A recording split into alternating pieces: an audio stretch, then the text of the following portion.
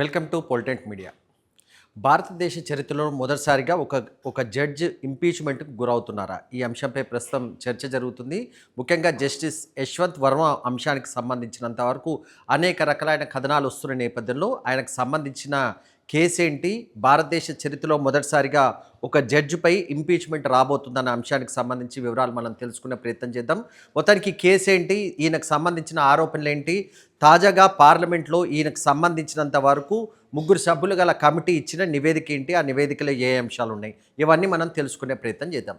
Justice Yashwant Varma Delhi high court జడ్జిగా పనిచేస్తున్న టైంలో గత ఏడాది అంటే 2025 మార్చ్ 14వ తేదీ హోలీ రోజు ఒక అగ్ని ప్రమాదం జరుగుతుంది. ఆయన ఇంట్లోనే అగ్ని ప్రమాదం జరుగుతుంది. ఆ టైంలో వర్మకు సంబంధించిన కుటుంబ సభ్యులు కానీ వర్మ కానీ ఎవరు ఉండరు.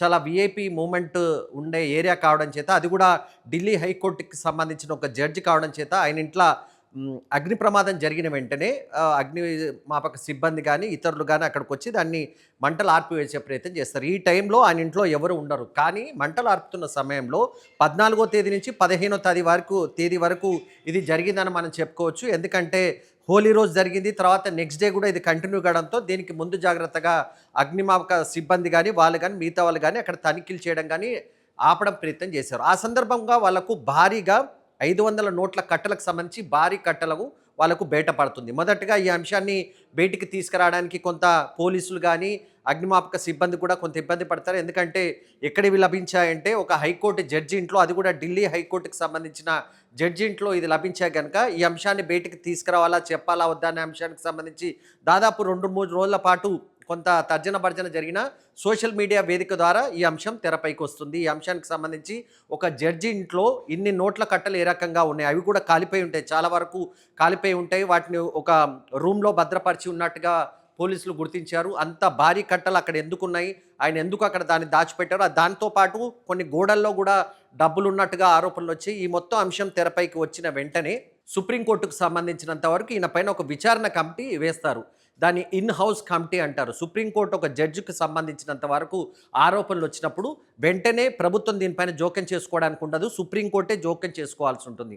ఎందుకంటే ఒక జడ్జిని వెంటనే తొలగించే అధికారం ప్రభుత్వానికి, కేంద్ర ప్రభుత్వానికి మాత్రం ఉండదు, పార్లమెంటుకు కూడా ఉండదు. కానీ దానికి సంబంధించిన ఒక ప్రొసీజర్ ఉంటుంది. అది కూడా నేను చెప్పే ప్రయత్నం చేస్తాను. మొదటగా సుప్రీంకోర్టు దాన్ని ఇన్ హౌస్కి సంబంధించి ఒక కమిటీని ఏర్పాటు చేసి అంతర్గతంగా ఈ అంశానికి సంబంధించినంత వరకు ఒక విచారణ జరిపింది. ఎవరిపైన? యశ్వంత్ వర్మకు సంబంధించినంత వరకు వస్తున్న ఆరోపణలు, భారీగా నోట్ల కట్టలు లభించడం, ఆయన ఢిల్లీ హైకోర్టుకి సంబంధించి జడ్జిగా ఉన్న నేపథ్యంలో ఆయన పైన వచ్చిన ఆరోపణలు, అదే సమయంలో ఆయనకు సంబంధించి కొంతవరకు దీంట్లో వాస్తవంకి సంబంధించి క్లారిటీ లేదు. కానీ ఆయన బెయిల్ విషయానికి సంబంధించి అంటే ఆయన కొంతమందికి బెయిల్ ఇచ్చారు, ఆ సందర్భంగా కొంతమంది దగ్గర డబ్బులు తీసుకున్నారనే ఆరోపణలు మాత్రమే ఉన్నాయి. దీనికి సంబంధించి ఎలాంటి ఆధారాలు లేవు. కానీ కొన్ని ఆరోపణలు, విమర్శలు మాత్రం వచ్చిన పరిస్థితి కనిపించింది. సో ఇన్ హౌస్ కమిటీ నివేదిక కూడా సుప్రీంకోర్టుకు సంబంధించినంత వరకు ఇచ్చారు. సుప్రీంకోర్టుకు సంబంధించిన ఇన్ హౌస్ కమిటీ కూడా నివేదికలు ఏం పేర్కొంటుందంటే ఈయనకు సంబంధించినంత వరకు ఈ నోట్ల కట్టలకు సంబంధించినంత వరకు అన్ని వాస్తవాలే, దీనికి సంబంధించి ఆరోపణలు కూడా నిజం ఉంది, కొంత దీంట్లో ఎక్కడో తేడా ఉందని చెప్పేసి ఇన్ హౌస్ కమిటీ కూడా దీనికి సంబంధించినంత వరకు ఒక నివేదిక ఇస్తుంది. వెంటనే ఇది జరుగుతున్న టైంలో ఆయన ఢిల్లీ హైకోర్టు నుంచి అలహాబాద్ హైకోర్టుకి ట్రాన్స్ఫర్ చేస్తారు. అలహాబాద్ హైకోర్టు జడ్జిగా ఆయనను ట్రాన్స్ఫర్ చేసిన పరిస్థితి కనిపించింది. ఆయన వెంటనే సుప్రీంకోర్టులో ఒక పిటిషన్ దాఖలు చేస్తారు. ఎవరు? యశ్వంత్ వర్మ ఒక పిటిషన్ దాఖలు చేస్తారు. ఏమని దాఖలు చేస్తారంటే తనకు సంబంధించినంత వరకు ఒక కుట్ర జరుగుతుంది, ఈ డబ్బులకు నాకు సంబంధం లేదు, దీనికి సంబంధించినంత వరకు కొంత ఎవరో ప్లాన్ చేసి వ్యూహాత్మకంగా లేకపోతే కుట్రపూరితంగా నా పైన ఈ రకమైన ఆరోపణలు చేస్తున్నారని ఆయన సుప్రీంకోర్టులో పిటిషన్ కూడా వేశారు. పిటిషన్ కూడా సుప్రీంకోర్టు ఎంకరేజ్ చేయలేదు. ఆ తర్వాత ఇంపీచ్మెంట్ ఖచ్చితంగా జరుగుతుందని ఆయన గుర్తించే ఈ ఏడాది మొదట్లోనే ఆయన తన పదవికి రాజీనామా చేస్తారు. ఎందుకంటే ఇంపీచ్మెంట్ అనేది ఒక చాలా పెద్ద విషయంగా చూడాలి. భారతదేశ చరిత్రలో ఇప్పటి వరకు ఒక జడ్జి ఇంపీచ్మెంట్కి గురికాలి. ఇంపీచ్మెంట్ అంటే ఆయనను తొలగించడం, బలవంతంగా ఇది చేయడంగా మనం చెప్పుకోవచ్చు. ఈ విషయాన్ని గుర్తించి ఆయన ముందుగానే జస్టిస్ వర్మ ఏం చేస్తారంటే ముందుగానే రాజీనామా చేశారు. కానీ ఇక్కడ ఒక విషయాన్ని మనం గమనించాలి. ప్రెసిడెంట్ ఆయన రాజీనామాను ఇప్పటి వరకు ఆమోదించలేదు. ఆయనను రాజీనామా ఆమోదిస్తే ఇష్యూ పెద్దగా ఉండదు. ఇంకా రాజీనామా చేశారు, రాష్ట్రపతి ఆమోదించిన తర్వాత ఆయన పైన యాక్షన్ తీసుకోవడానికి అవకాశం ఉంది. ఇంపీచ్మెంట్ ఎప్పుడు జరుగుతుందంటే ఆయన సర్వీస్లో ఉంటేనే ఇంపీచ్మెంట్ చేసే అవకాశం ఉంటుంది. ఇది గమనించే రాష్ట్రపతి కూడా ఆయన రాజీనామా చేసినప్పటికీ దాన్ని ఇప్పటికీ ఆమోదించలేదు. స్టిల్ జస్టిస్ వర్మ అలహాబాద్ హైకోర్టుకి సంబంధించి జడ్జిగా కొనసాగుతున్న పరిస్థితి కనిపించింది. తాజాగా పార్లమెంటు కూడా దీనికి సంబంధించినంత వరకు ఆయన పైన ఆరోపణలు వచ్చిన నేపథ్యంలో 3 సభ్యులతో కలిపి ఒక కమిటీని కూడా ఏర్పాటు చేసింది. ఆ కమిటీ కూడా తన నివేదికను సమర్పించింది. దాంట్లో పలు కీలక అంశాలను ప్రస్తావించింది. 3 అంశాలకు సంబంధించి ఆయన నా పైన కుట్ర పన్నారని చెప్పారు. దాంట్లో వాస్తవం లేదని కమిటీ చెప్పింది. 500 నోట్ల కట్టలు ఎప్పుడైతే దొరుకుతాయో అప్పుడు దాన్ని దొరికిన వెంటనే పోలీసులు దీనికి సంబంధించినప్పుడు జనరల్‌గా మన దగ్గర భారీగా డబ్బు లభించినప్పుడు ఇన్‌కమ్ ట్యాక్స్ గాని, పోలీసులు గాని దీనికి సంబంధించిన ఆధారాలు చూపమని చెప్తారు. ఆధారాలు ఉంటే దానిపైన ఎలాంటి వివాదం ఉండదు. కొన్ని అంత పెద్ద నోట్ల కట్టలు ఉన్నాయి కదా! అవి మీ ఇంట్లో ఎందుకున్నాయి? ఎక్కడి నుంచి వచ్చాయి? మీకు ఎక్కడి నుంచైనా ఆదాయం వచ్చిందా? ఏదైనా భూమి అమ్మారా? ఏదన్నా వీటన్నిటికి సంబంధించి ఆయన దగ్గర క్లారిటీగా సమాధానం రాలేదు. అదే సమయంలో ఆయన ఇస్తున్న వివరణ కూడా కరెక్ట్‌గా లేదనేది పోలీసుల నుంచి వస్తున్న సమాచారం.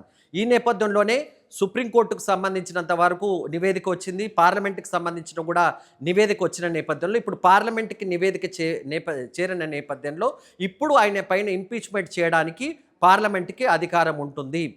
మళ్ళీ పార్లమెంట్ సమావేశాలు దాన్నేమంటారు చలికాల సమావేశాలు నవంబర్ మాసంలో జరిగే అవకాశం ఉంటుంది. నవంబర్‌లో ఈ సమావేశాలు జరుగుతాయి గనక అప్పుడు ఆయన పైన ఇంపీచ్‌మెంట్‌ని తీసుకోవాలని కేంద్ర ప్రభుత్వం నిర్ణయించినట్టుగా తెలుస్తుంది. ఇది చాలా కీలక అంశంగా మనం చూడాల్సి ఉంటుంది. ఒక జడ్జిపై ఈ రకమైన చర్యలు తీసుకోవడం భారతదేశ చరిత్రలో ఇది మొదటిసారిగా అవుతుంది. ఒక జడ్జిపై ఈ రకమైన యాక్షన్ తీసుకోవడం. మనందరికీ గుర్తొని ఉంటే ఈ కేసు వివాదం కారణంగానే ఉపరాష్ట్రపతి రాజీనామా చేయాల్సిన పరిస్థితి వస్తుంది.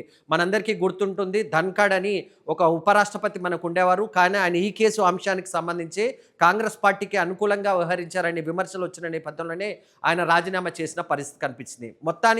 మొత్తం పరిస్థితులను బట్టి చూస్తుంటే ఇంపీచ్‌మెంట్‌పై జస్టిస్ వర్మపై తీసుకునే చర్యలు ఖచ్చితంగా కనిపిస్తుంది. మొదటిసారిగా భారతదేశ చరిత్రలో ఒక జడ్జిపై యాక్షన్ తీసుకోవడానికి రంగం సిద్ధమైనట్టుగా మనకు కనిపిస్తుంది.